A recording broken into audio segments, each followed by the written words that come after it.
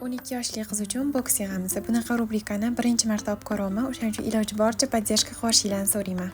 Narxini ham sразу ayta qoling. Bitta qoshiq 100 mingdan upakovka va video bizdan padarak. Bu zakaz hech kim yig'ilmadi. Probaga video olib ko'rdim. Qaranglar, o'zi zametka chiqdi, lekin men nimagadir ikkita bokal soldim. Video davomida juda ham ko'p xato qilibman. Keyingisini to'g'rilab olamiz. Ikkita chizg'icha ham soldik. Undan keyingisini videosini olish esimdan chiqdi. Ikkita bloknot ham chiqqandi. Ularni ham solib qo'ydik.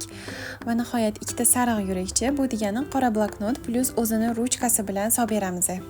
Nakleykalar ham chiqdi. 3 ta. Eslatib o'taman, har bitta nakleykaning ichida 6 ta va 4 tadan listi bo'ladi. Oxirida bo'lsa bizaga ikkita shunaqa durimiz chiqdi. Bunda penal ekan. Ikkita bir xil penal soldik. Mayda durchalar dekorativniy skochlarda har bittasi 2 metrdan sanab hammasini soldik. Agar shunaqa rubrikani davom ettirishimizni xohlasanglar, podдержка qilib, qo'llab-quvvatlab olishinglarni so'rayman. Boksimiz bo'lsa 200 ming so'm bo'ldi upakovkasi bilan birga. Boksimizning ichidagi yana ikkita bloknot bilan ruchkalar ko'rinmayapti. Общий 4 ta bloknot bo'ldi.